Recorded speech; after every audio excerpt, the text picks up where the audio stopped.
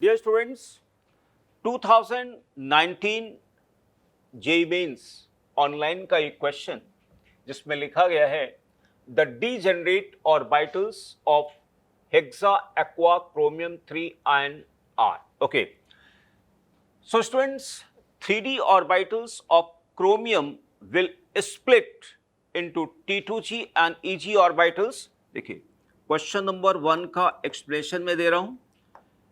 EG orbitals ये हो जाएगा dx square minus y square और dz स्क्वायर, और ये हो गया T2G orbitals 1 2 3 dxy dyz dzx. Okay student, chromium का ऑक्सीडेशन स्टेट यहाँ पर 3 है, तो ऑब्वियसली ये तीनों electron first, second and third. अच्छा, यहाँ पे जो वर्ड स्टूडेंट आया हुआ है डीजेनरेट, डीजेनरेट का मतलब होता है सेम एनर्जी लेवल, ठीक है ना. तो ये T2G ऑर्बिटल्स, ये T2G ऑर्बिटल्स जो कि dxy yz एंड zx, ये तीनों आपस में इक्वल एनर्जी के हैं, और ऐसे ही dx square minus y square and dz square जिनको कलेक्टिवली कहा जाता EG ऑर्बिटल्स, ये आपस में डिजेनरेट है. तो इसलिए स्टूडेंट्स देखिए, ये नहीं हो सकता क्योंकि इनकी एनर्जी अलग अलग है, एनर्जी लेवल अलग अलग है, एनर्जी लेवल अलग अलग है, और इनकी एनर्जी लेवल सेम है. Okay, next students, question number 2.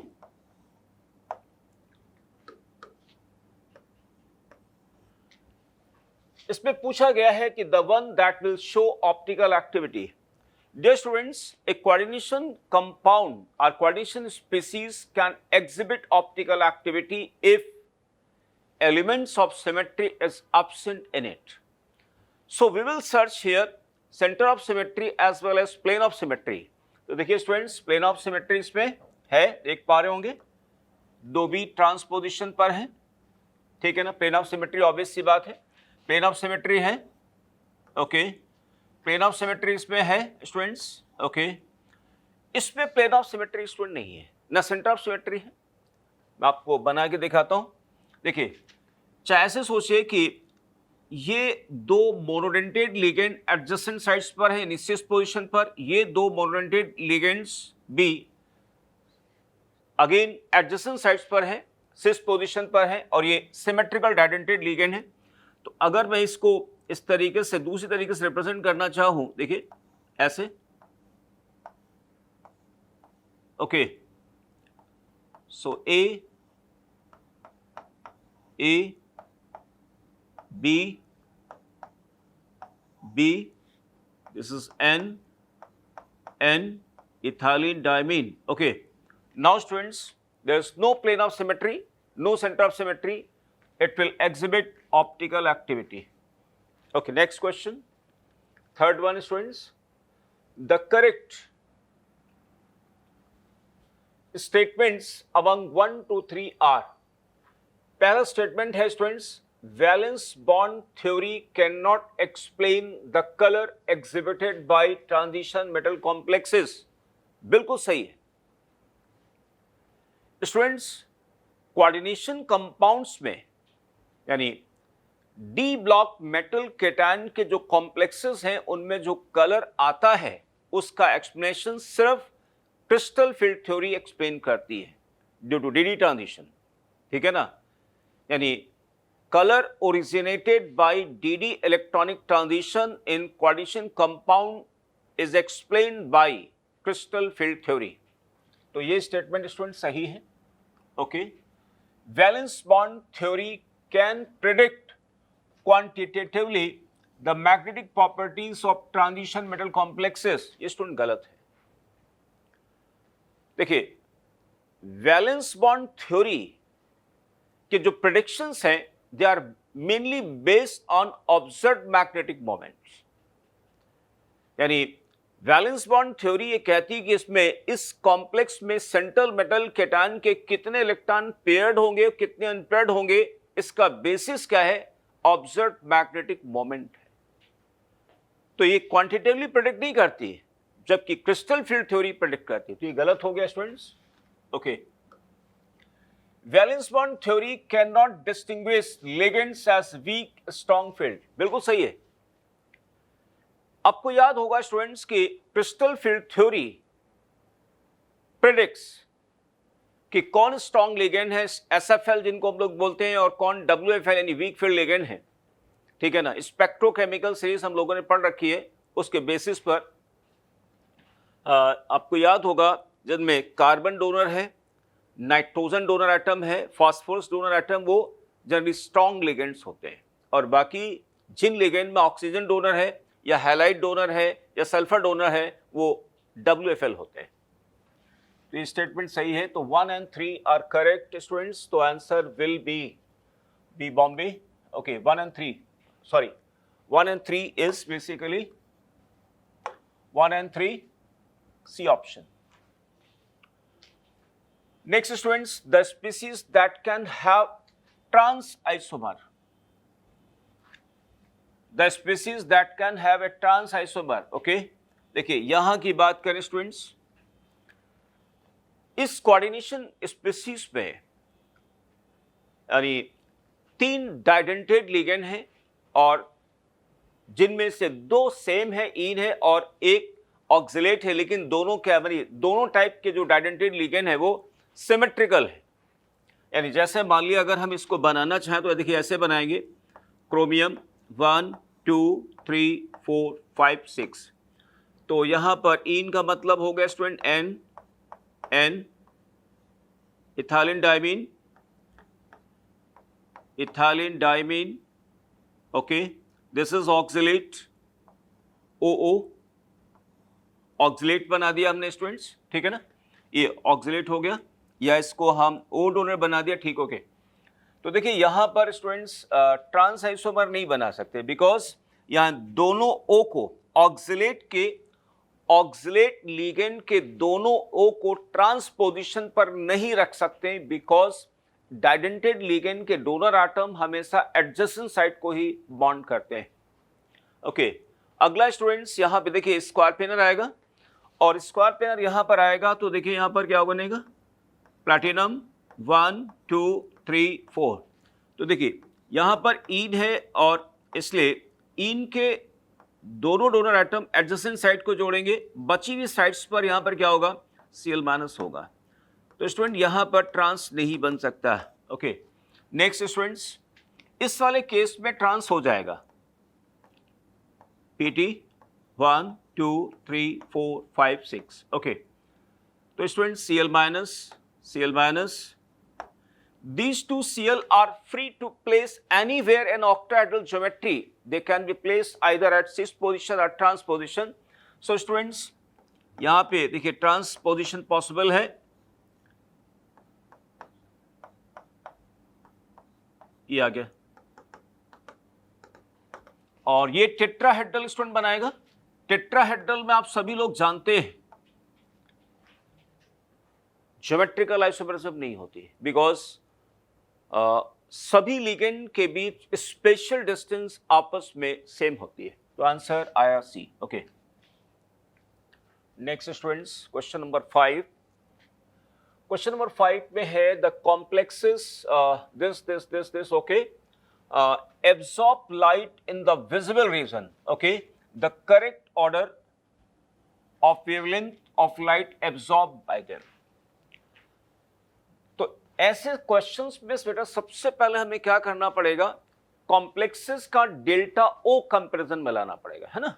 तो देखिए यहां पर जो फर्स्ट है ना, फर्स्ट में 5 अमोनिया 1 Cl, सेकंड में 5 अमोनिया 1 वाटर, और थर्ड में पूरे 6 अमोनिया है। सेंट्रल मेटल केटायन सेम है, ऑब्वियसली उसकी ऑक्सीडेशन स्टेट आप लोग एक बार चेक कर लीजिए, ऑक्सीडेशन स्टेट भी सेम है, ऑक्सीडेशन स्टेट 3 and 3, ओके। तो स्टूडेंट यहां पे अगर डेल्टा O की बात करें, चलिए यहां लिख देता हूं, question number is 5। Question number 5, the magnitude of delta O सबसे ज्यादा स्टूडेंट थर्ड का होगा, थर्ड, बिकॉज यहां पे ऑल 6 मोनरेंटेड लिगेंड और अमोनिया, जबकि इस वाले केस में क्या है 5 अमोनिया 1 वाटर है। तो इसके बाद सेकंड आएगा स्टूडेंट्स। सेकंड के बाद देखिए यहां भी 5 अमोनिया लेकिन 1 Cl, तो वाटर के कंपैरिजन में Cl माइनस क्या है और वीक लिगेंड है। Then what first. तो देखिए स्टूडेंट्स यहां ये सभी ऑक्टेटल कॉम्प्लेक्सेस हैं, तो देखिए Eg और T2G, ये डेल्टा O हो गया।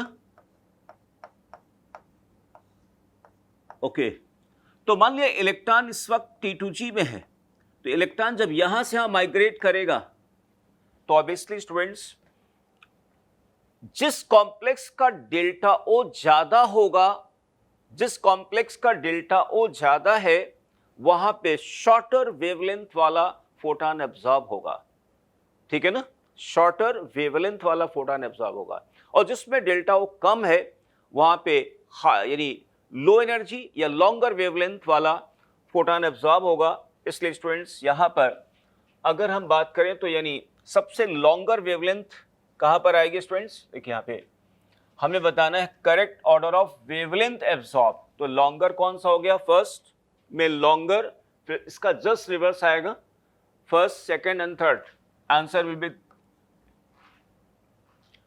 तो वेवलेंथ एब्जॉर्ब। ओके,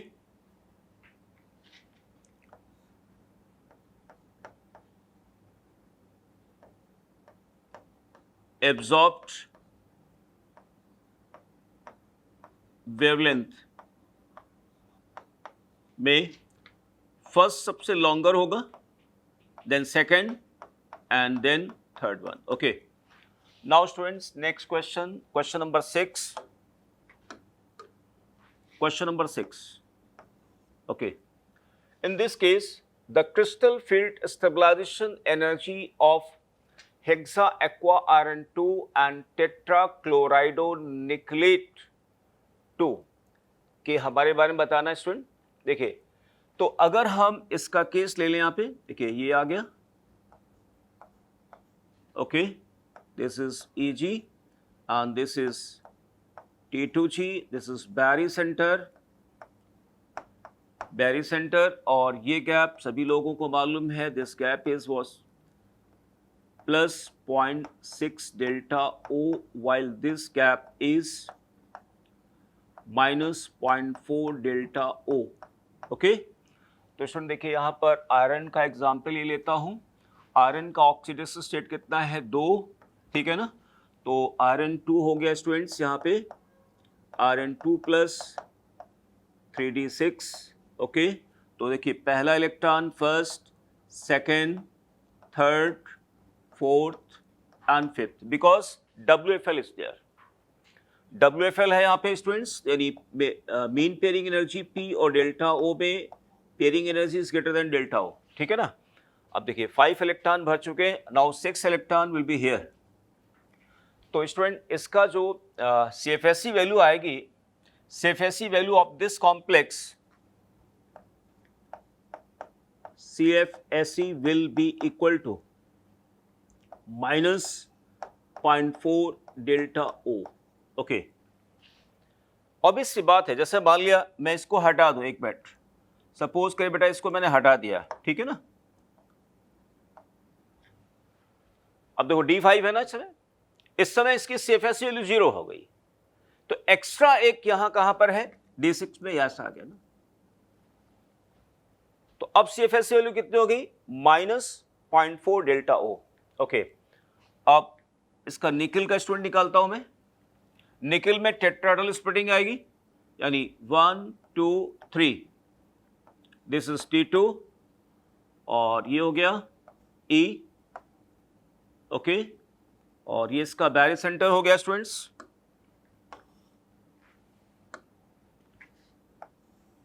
ये हो गया बैरी सेंटर।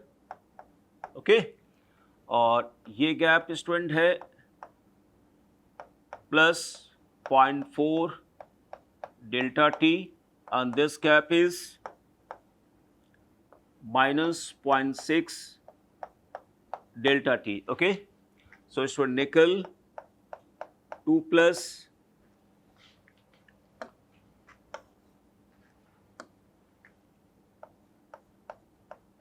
निकल 2 plus, it is 3d8।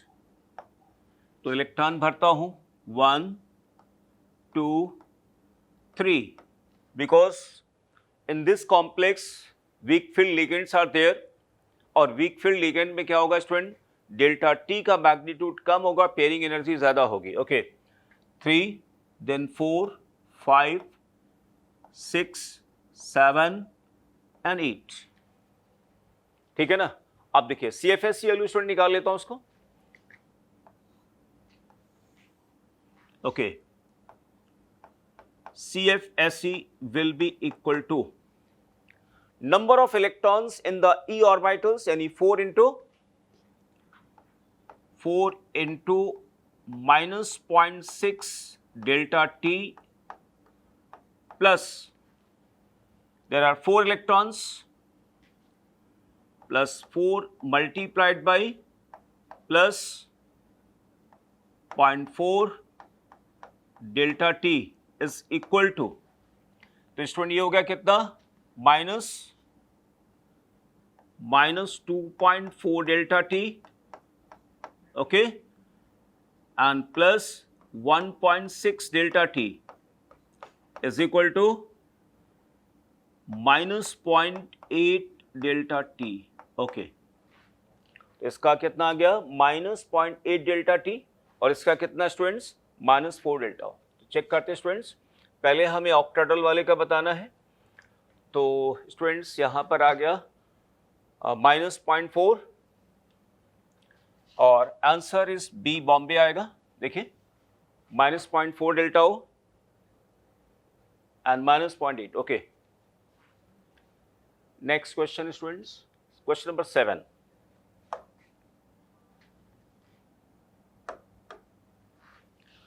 Student question number 7 में लिखा है the incorrect statement is the colour of pentamine chlorido cobalt 3 ion is violet as it absorbs yellow light। जैसे मान लिया स्टूडेंट्स, आपके दिमाग में ये क्वेश्चन जब करोगे तो आपके दिमाग में आएगा कि हमें क्या मालूम कि इसका कलर वॉलेट है, बिल्कुल ऑब्वियस सी बात है। तो इसमें परेशान होने की जरूरत नहीं है, लेकिन जो इन्होंने लिखा है वो सही लग रहा है। कैसे? क्योंकि इन्होंने कहा कि इसका कलर वॉलेट है, और वॉलेट ऑब्जर्व तभी दिखेगा जब इसका कॉम्प्लीमेंट्री कलर एब्जॉर्ब होगा, यानी जब येलो एब्जॉर्ब होगा तो येलो कलर वाला जब एब्जॉर्ब होगा तो आपको कैसा दिखेगा, वॉलेट दिखेगा। It is true. फिर भी मान लिया आपको डाउट लगता है तो आपको आगे के ऑप्शन में जाना है। अब देखिए आगे क्या लिखा है, the gemstone ruby has chromium 3 ions occupying the octahedral site of beryl. ये स्टूडेंट यहां पे गलत हो गया, बैरल नहीं होता है स्टूडेंट्स। बैरल बेसिकली बनाने के लिए हम लोग क्या करते हैं, अल्फा Al2-3 यूज करते हैं, एल्यूमिना यूज करते हैं। यानी एल्यूमिना क्या है, Al2O3, यानी जो क्रिस्टलाइन Al2-3 है उसमें कुछ एल्यूमिनियम आयन को रिप्लेस किया जाता है क्रोमियम 3+ से, लगभग 0.4 to 0.6% हम करते हैं तो वहाँ पे रूबी बन जाता है स्टूडेंट्स। तो स्टूडेंट ये वाला स्टेट बिल्कुल सरासर गलत है।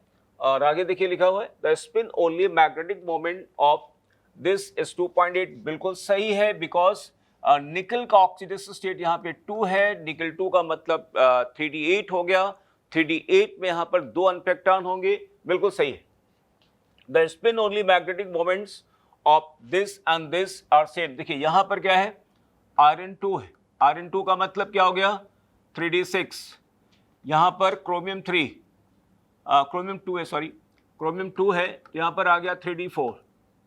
तो यहाँ पे 4 अनपेक्टान स्टूडेंट यहाँ पर हैं, और यहाँ पे 3d6 में 4 अनपेक्टान यहाँ पर होंगे। तो इन्होंने पूछा है कि स्पिन ओनली मैग्नेटिक मोमेंट दोनों का सेम है, बिल्कुल सही, क्योंकि इसका मैग्नेटिक मोमेंट आएगा 4.9 bm, इसका भी आएगा 4.9 bm, क्योंकि यहाँ पे दोनों में WFL है। ओके स्टूडेंट, नेक्स्ट केस मैं लेने जा रहा हूं, the complex ion that will lose its crystal field stabilisation energy upon oxidation of its metal to plus this state. So very good question of JEE Mains which has been asked in 2019. Very good question students. तो इसको थोड़ा सा मैं proper तरीके से explain करता हूँ. पहले इन चारों ऑप्शन के लिए मैं क्रिस्टल फील्ड थ्योरी स्टूडेंट लगाता हूँ. देखिए मैं पहला ऑप्शन ए के लिए लगा रहा हूँ. ऑक्सीडेशन स्टेट स्टूडेंट इसका कितना है +2, क्योंकि फेनेंथ्रोलिन न्यूट्रल लिगेंड है. फेनेंथ्रोलिन निकल का ऑक्सीडेशन स्टेट 2 है. और ये हो गया 3d6, ये students 3d8, cobalt 2, 3d7, okay, and zinc 2, this is 3d10. Okay, तो देखिए 1, this is Ag and T2G. ये हम ऑप्शन ए के लिए सोच रहे हैं बेटा, है ना. देन Ag और T2G ऑप्शन बी के लिए हम सोच रहे हैं, है ना. Then 1, 2, 3 Ag and T2G option C के लिए प्लान कर रहा हूं यहां पे. और लास्टली Ag और T2G ऑप्शन डी के लिए मैं सोच रहा हूं. ओके, अब स्टूडेंट्स इसमें हम इलेक्ट्रॉन्स को फिल करते हैं. देखिए स्टूडेंट पहला जो केस ले रहे हैं, देखिए फेनेंथ्रोलिन बेसिकली क्या है, स्ट्रॉन्ग लिगेंड है. फेनेंथ्रोलिन स्ट्रॉन्ग लिगेंड है, ठीक है ना, बिकॉज यहां पे एन डोनर है. तो आयरन का ऑक्सीडेशन स्टेट 2 है, 3d6. देखिए मैं इलेक्ट्रॉन को फिल करता हूं 1, 2, 3, 4, 5, 6. बी में स्टूडेंट्स निकल है. देखिए निकल में 3d8, 1, 2, 3, 4, 5, 6, 7, 8. थर्ड में कोबाल्ट स्टूडेंट है 1, 2, 3, 4, 5, 6 एंड 7 बिकॉज 3d7 है.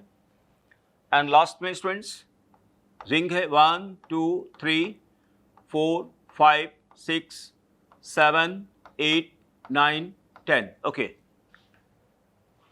इन सभी में कोऑर्डिनेशन नंबर सेम है, लिगेंड सेम है, और लिगेंड है यहाँ पे strong field ligand. Obviously ligand अगर स्ट्रॉन्ग फील्ड है तो यहाँ पर पेयरिंग एनर्जी का मैग्नीट्यूड स्टूडेंट क्या होगा, डेल्टा ओ का मैग्नीट्यूड ज्यादा होगा, पेयरिंग एनर्जी का मैग्नीट्यूड क्या होगा, कम होगा. ओके, अच्छा CFSE वैल्यू का एक जनरल फार्मूला हम लिखते हैं students. CFSE is equal to number of electrons in T2G multiplied by -0.4 delta O plus number of electrons in Eg orbitals multiplied by plus 0.6 delta O plus XP यानी extra pairing of electrons कितने यहां पर हुए हैं. लेकिन इन्होंने कह दिया है कि आपको इग्नोर करना है, ignore pairing energy. Pairing energy को इग्नोर करते हुए हमें बात करना है. तो यानी हमें इस पार्ट पर ध्यान नहीं देना स्टूडेंट्स, इस पार्ट पर ध्यान नहीं देना है ना. अच्छा, एक बात आपको बताएं स्टूडेंट्स कि ऑक्टाहेड्रल कॉम्प्लेक्सेस में CFSE वैल्यू कभी पॉजिटिव नहीं हो सकती. CFSE वैल्यू कभी पॉजिटिव नहीं होगी, या तो 0 होगी या नेगेटिव रहेगी, पॉजिटिव कभी नहीं हो सकती. उसका रीजन ये है कि number of electrons in T2G हमेशा क्या होंगे, ज्यादा होंगे, है ना. ओके, तो स्टूडेंट ध्यान दीजिए यहां पे, जैसे मान लिया अगर ऑप्शन ए में इलेक्ट्रॉन का रिमूवल करना है, मान लिया इस केस में स्टूडेंट्स Rn2+ को हम चेंज करें Rn3+ में, तो इलेक्ट्रॉन का रिमूवल यहां से होगा. और इलेक्ट्रॉन का रिमूवल अगर मैं यहां से करूंगा, मतलब Eg में कोई इलेक्ट्रॉन नहीं, यहां से रिमूव करेंगे, तो ऐसे केस में जानते हो क्या होगा students, CFSE value will move towards more positive value. अभी कितना है, अभी है इस वक्त यहां पे -2.4 डेल्टा O, इलेक्ट्रॉन रिमूवल के बाद कितनी बचेगी, -2.0 डेल्टा ओ।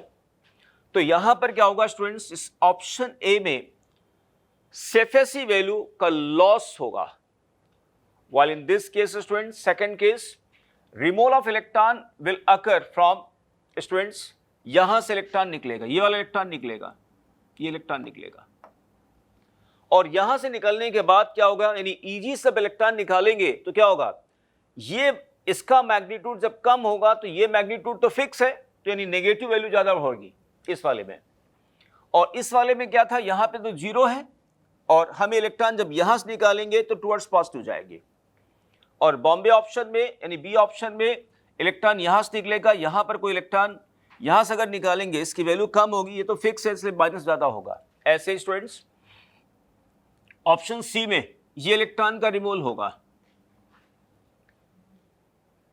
तो Eg से इलेक्ट्रॉन निकलने के बाद क्या होगा, it will move towards more negative value, यहां पे इलेक्ट्रॉन का रिमूवल स्टूडेंट्स हम यहां से करेंगे, so its answer will be A. It's a very good question students. Next question number 9. Okay, the coordination number of cobalt and aluminium in this and this respectively. देखिए student देखिए ये डाइडेंटेट है ना, इन is basically डाइडेंटेट, यानी number of coordinate bonds यहां आपको मिलेंगे 4, ठीक है ना, नंबर ऑफ कोऑर्डिनेट बॉन्ड यहां पर कितने मिल गए, 4, और यहां पर Cl, ओके Cl यहां पे, हालांकि जो प्रिंट यहां पे हमारे पास आ रहा है उसमें एक ही Cl दिखा रहा है, वैसे होना चाहिए, हमें लगता है शायद मिस प्रिंटिंग हो गई, यहां पे 2 आना चाहिए, फिर भी हम देख लेंगे, अगर मान लीजिए सही है तो यानी इससे एक कोऑर्डिनेट बॉन्ड बनेगा, ओके। अच्छा यहां पे स्टूडेंट्स ये डाइडेंटेड लिगेंड है, डाइडेंटेड लिगेंड है, और यहां पे 3 ऐसे लिगेंड है, यानी कोऑर्डिनेशन नंबर कितने आएंगे, 6। यहां पर अगर जो लिखा गया वो बिल्कुल सही है तो यानी कोऑर्डिनेशन नंबर कितना हो गया, 5, यानी इसमें 5 इसमें 6 आएगा। चेक करते हैं आंसर, 6 and 6 नहीं आ रहा, 3 and 3 नहीं आ रहा, 5 and 3 नहीं आ रहा, एंड डी आ जा रहा है 5 and 6। Okay next students, the compound used in the treatment of lead poisoning is, student lead poisoning में हम लोग यूज करते हैं EDTA, है ना, और EDTA को यूज करते हैं कैल्शियम के सॉल्ट के फॉर्म में, ठीक है ना, कैल्शियम के सॉल्ट के फॉर्म में। एंटीडोट ऑफ लेड पॉइजनिंग को यूज, ये क्या, CaH2EDTA, इस फॉर्म में हम लोग इसको यूज करते हैं, ठीक है ना। सो अगेन स्टूडेंट्स, अगर किसी क्वेश्चन के सॉल्यूशन में अगर आपको कोई आर्गुमेंट करना है, आपको कोई डाउट लगता है, तो प्लीज कमेंट बॉक्स में जरूर लिखिए। Okay, thank you students.